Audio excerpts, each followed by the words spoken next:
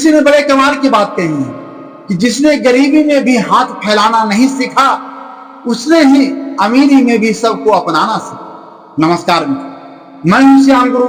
आज मैं आपको एक ऐसी सच्ची और दिल को छू लेने वाली कहानी सुनाने जा रहा हूं, जिसमें त्याग, आत्मबल और इंसानियत की वो मिसाल है जो गरीब में भी अमीरी का एहसास करा। यह कहानी है एक बुजुर्ग व्यक्ति की। नाम था रघुनाथ बाबा।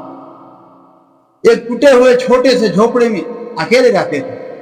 न कोई परिवार, न जमीन, न पेंशन, सिर्फ एक पुराना चूल्हा, 2 जोड़ी कपड़े और एक मिट्टी की हाड़ी जिसमें वो रोज खिचड़ी बनाते। उनकी दिनचर्या थी सुबह उठकर पास के मंदिर की सफाई करना, फिर किसी दूसरा से थोड़ा सा आटा या चावल मांग लेना, और फिर जो भी मिला उसमें एक वक्त की खिचड़ी बना लेना। लेकिन जो बात सबको हैरान करती थी, वो कभी अकेले नहीं खाते। गांव का नियम बन गया था, जिस दिन किसी भिखारी, भूखे बच्चे या साधु को भोजन नहीं मिलता तो लोग कहते, जाओ रघुनाथ बाबा के पास चले जाओ, वो भूखा नहीं लौटाएगा। और बकाई चाहे एक कटोरी हो या आधा हिस्सा, बाबा अपनी थाली 2 हिस्सों में बांट देते। लोग कहते, बाबा आपके पास खुद क्या है?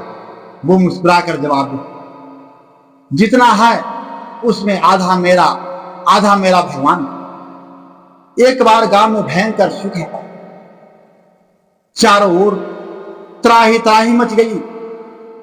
दुकानों में राशन नहीं, कुएं सूखे, मंदिर बंद। बाबा के पास 2 मुट्ठी चावल बचे थे। उन्होंने उसी दिन मिट्टी की हाड़ी में अंतिम खिचड़ी बनाई और सोचा, आज खुद ही खा लो, अब कोई उम्मीद नहीं। तभी दरवाजा पर एक दस्तक। एक बूढ़ी औरत कांपती आवाज में बोली, बाबा 2 दिन से कुछ खाया नहीं। बाबा ने हाड़ी की तरफ देखा, फिर आसमान की ओर देखा और फिर बिना एक पल सोचे भी थाली औरत की ओर बढ़ा दी। बाबा भूखे पेट ही लेट गए। लेकिन रात को कुछ अद्भुत हुआ। सपने में भगवान विष्णु स्वयं प्रकट हुए और बोले, बाबा तूने आज भूखे रहकर भगवान को खिलाया। तेरे पास भले धन नहीं, लेकिन तेरा दिल इतना बड़ा था कि जिसमें पूरी सृष्टि समा गई। आज से इस गांव में कभी कोई भूखा नहीं रही, ये मेरा वचन है।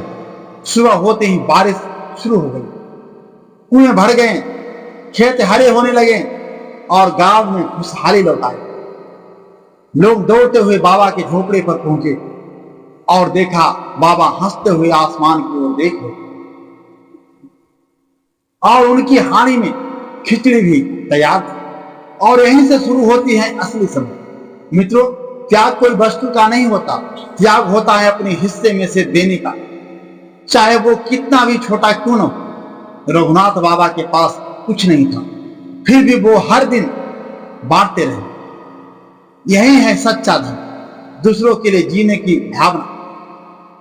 मैं फिर से एक बार वही कहना चाहता हूं कि ईश्वर की कृपा से मेहनत की बल पर कर दिखाओ कुछ ऐसा कि दुनिया करना चाहे आपके जैसा।